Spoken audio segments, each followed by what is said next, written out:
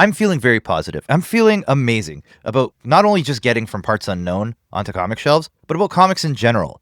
So I'm feeling great, and I want to share that positivity. But one of the things I know about the algorithm and doing well on any kind of social media is that if you start with a negative, you're going to get more attention. So even with the shorts I've been doing, if you've been following me on YouTube, on Instagram, on TikTok, anything like that, you know that sometimes I'll cheat and I'll say, this is what creators are doing wrong. And then I'll jump into something and immediately spin it to a positive.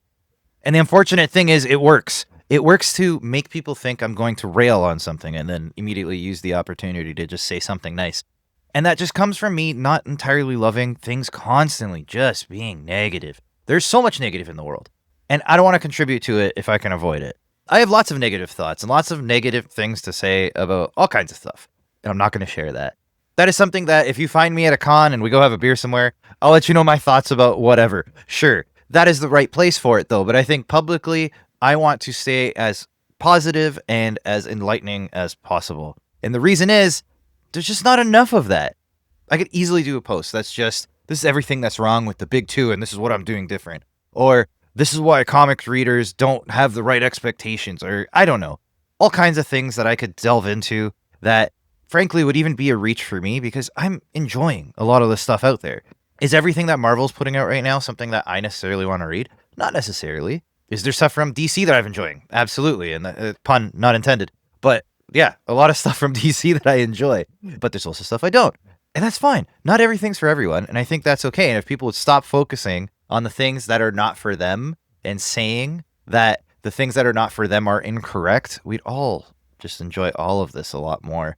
And really, that's my big point here, is that there is something for everyone. It's a time not just in media, but in comics, that if you have a specific niche that you're into, you can find a comic that satisfies that itch. That is something that you couldn't even say 20 years ago when I first got into comics. It was primarily superhero books, and then you had your Vertigo and Image books that were a little more adult-oriented.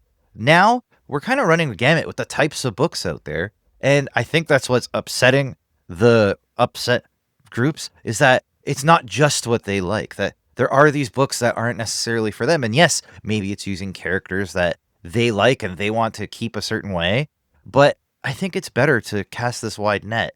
And it's not about casting a wide net in the sense of making one book that is for everyone, but it's making lots of different books that are for different people. And that's how you're going to get more readers, and that's how you're going to keep the whole comics industry healthy. So I say it even with Pesto Comics. I jump from genre to genre to genre, and I hire different artists to match those genres. And you'll be seeing this in stores, but both on Kickstarter. All the things that we have planned are meant to jump around and try to be something different to everyone. Yes, because I'm writing everything that we're doing. My voice is always going to shine through, so of course my sensibilities are going to be more for some and not for others. I totally get that. But for the most part, we're trying to cast the same wide net. So if Naked Kaiju Woman, which is in pre-launch right now for issue 3, is a little too crass for you, that's fine. We have From Parts Unknown. And if From Parts Unknown is a little too violent for you, that's fine. We have SNIP. We'll always have something that will capture your imagination in a different way. And I think comics as a whole is absolutely doing that. There is so many different styles, so many different cool books, so many different creators, so many diverse backgrounds and just cultures and all kinds of things that we wouldn't even have thought to have on the shelves before. And I know for the set that likes to make the YouTube videos that complain about all of this, diversity is a trigger word, but it's not diversity in the sense of forced picking different people from different backgrounds just for the sake of hitting a quota. It's diversity in the sense that people are getting to tell their stories, and the stories themselves are different because people have different experiences. We're not just getting a bunch of folks from New York who are all the same age that are just pumping out content because they have newsstand deadlines to hit. This is a different medium. This is people putting their passion into books and making them different than anything we've ever seen before. So I think we're entering a new renaissance period for comics. I know, hyperbole, I'm exaggerating, but I really do think so. I think with the barriers coming down, with people being able to create their comics, the fact that Webtoon is taking off while Kickstarter is available for print comics, and the fact that people are going back to print and they want something a little less ephemeral, they want something that they can hold in their hands, this is nothing but good news for comic books. And the fact that we're not paying attention to that, it upsets me a little bit. And again, there's lots of bad things to say. It's not perfect. There are things that we can work out and try to do better. The way that retailers are set up nowadays with the direct market, puts a lot of the risk on them. I tried to mitigate that with the bundle packs, but realistically, I can't do that for every issue every time.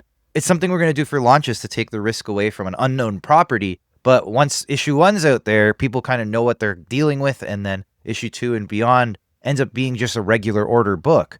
So the risk goes back on the retailer in that case, right?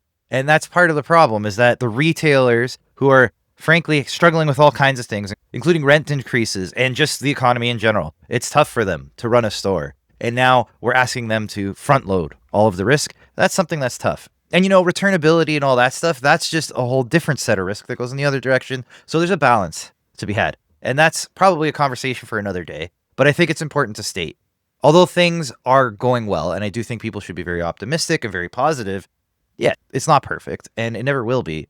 And I think we can have those conversations. We could talk about what we could do better. But I think that's the idea, is we should be talking about what we want to see out there. We should be talking about what is working and what we could do to make it better, rather than just complaining and just saying this is broken, or nobody can write anymore, or the artists aren't what they used to be. I disagree with all of this, by the way. I think some of the writing out there in comics has been incredible. And if you go back and read some of the stuff in the 80s and 90s, it was what it was for its time. But in a lot of cases, it's not a modern way of storytelling. I think we've improved quite a bit in the medium in the terms of how things are written. And the art is just out of this world. We are getting some incredible, stylistic, really cool books out there that we never would have even thought to put on the shelves before. So again, I think things are going in the right direction. I think people would stand well to just be positive about the comics industry.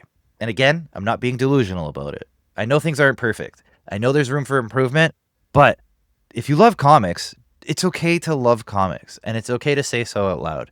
And you should feel comfortable doing that. Even if the algorithms don't necessarily reward you for doing so, I think the more people that are saying what a great time they're having, the bigger the tent gets, the more a lot of these problems solve themselves. So there's room for everyone in comics, and I do think everyone should join, and everyone should talk about what they love in comics, and I hope you do the same.